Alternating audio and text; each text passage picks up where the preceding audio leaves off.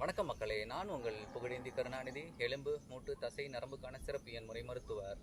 மக்களே, இன்றைக்கி இந்த காலையில் எதை பற்றி சொல்ல போகிறோம் அப்படின்னா, 40 வயசுக்கு மேலே தாண்டவங்க நடைப்பயிற்சி எப்படி தொடங்கலாம் பண்ணிகிட்டு இருக்காங்க அப்படின்னா, அவங்க நடைப்பயிற்சியில் என்னென்னலாம் முக்கியமாக பார்த்துக்கணும் அப்படின்றத பற்றி தான் இந்த காணொலியில் சொல்ல போகிறோம் மக்களே. குறிப்பாக பார்த்தீங்கன்னா, நடைப்பயிற்சின்னு தோணின உடனே அதுவே ஒரு வார்ம் அப் தான். நடைப்பயிற்சியே ஒரு வார்ம் அப் தான். ஆனால் அதுக்கு ஒரு வார்ம் அப் இருக்குது மக்களே. அது குறிப்பாக பார்த்தீங்கன்னா 40 வயசுக்கு மேலே, 60 வயசுக்கு மேலே, 70 வயசு மேலே இருக்கிறவங்களுக்கெல்லாம் இந்த வார்ம் அப் ரொம்ப ரொம்ப முக்கியம். இதை பண்ணிட்டு தான் நீங்கள் நடைப்பயிற்சியே தொடங்கணும். நடைப்பயிற்சிக்கு தேவையான இன்னொரு ரொம்ப ரொம்ப முக்கியமான விஷயம் தண்ணீர் மக்களே.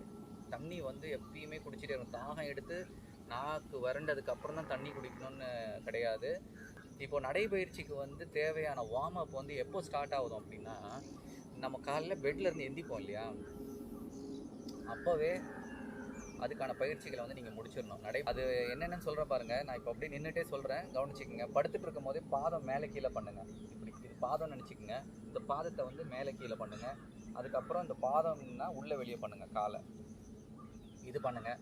அதுக்கப்புறம் படுத்துட்டு இருக்கும் போதே நல்ல ஒரு மூச்சு, ஒரு 20-30 மூச்சு, முழு மூச்சு, நல்ல நிதானமான மூச்சு படுத்துட்டு இருக்கும் போதே செஞ்சிடுங்க.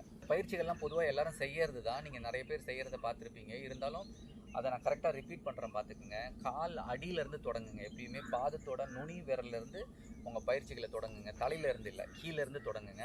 அதை பார்த்தீங்கன்னா நான் கால் உள்ளே, நான் இப்போ ஷூ போட்டிருக்கேன், அதனால் உங்களுக்கு தெரியாதது நான் என்ன பண்ணுறேன்னா, விரலை இப்படி மடித்து நீட்டுறேன். கால் விரல்களை உள்ள ஷூக்குள்ளே மடித்து நீட்டுறேன். இந்த மடித்து நீட்டுறதை பண்ணுங்கள். முன்னங்கால் விரல் இருக்குல்லையா, 5 விரல், அதை மெதுவாக மடித்து நீட்டுங்க. 2 கால்லையும் பண்ணுங்கள்.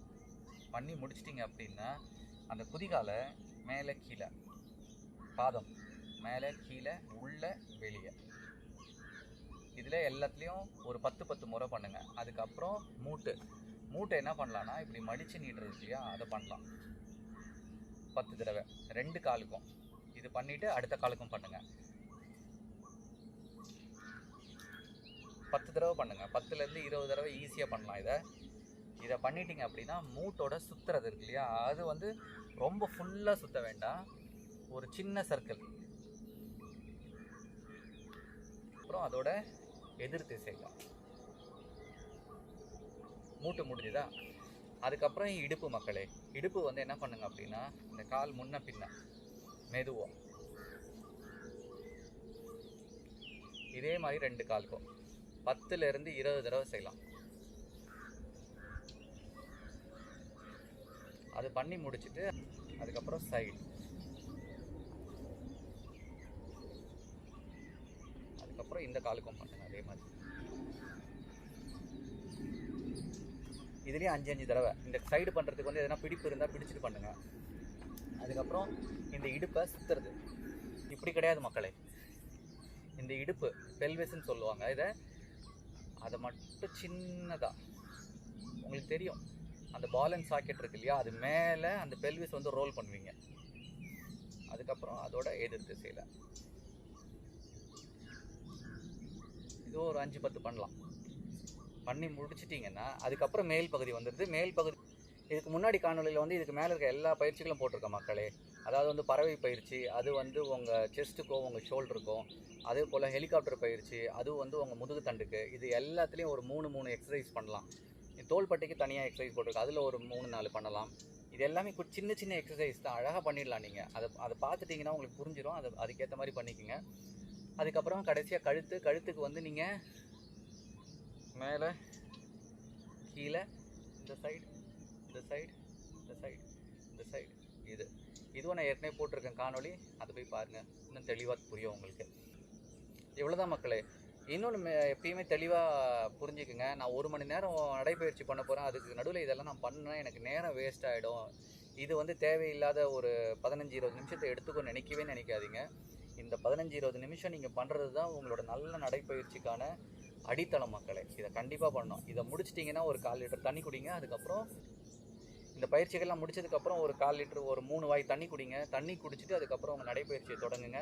அந்த நடைப்பயிற்சியை எப்படி பண்ணலான்றதை நான் இப்போ சொல்கிறேன், நடந்துக்கிட்டே சொல்கிறேன்.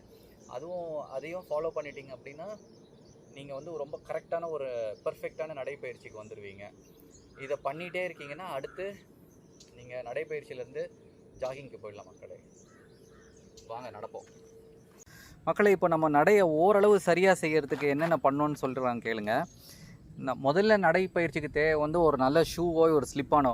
ஆரம்ப நிலையில் இப்போ தான் ஆரம்பிக்க போகிறோன்னா ஸ்லிப்பான் வாங்கிக்கிறது பெஸ்ட்டு. ஈஸியாக போட்டுக்கலாம்.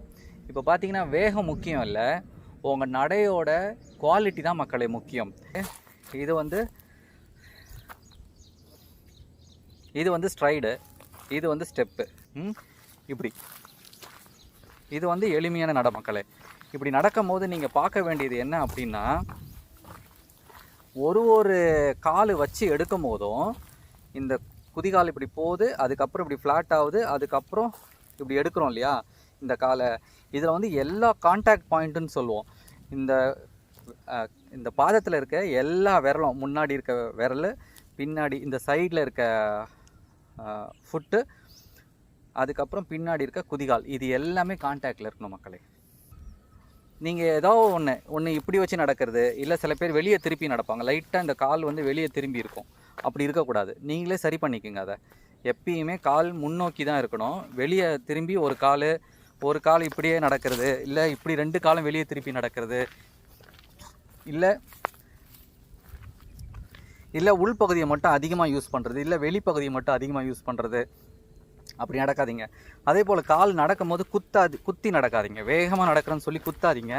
நீங்கள் எப்படி நடக்கணும் அப்படின்னா, ஒரு மிரர் மேலே நடக்கிறதோ, இல்லை ஒரு எக்ஷல், ஒரு முட்டை ஓடு மேலே நடக்கணுன்னா எப்படி நடப்பீங்க?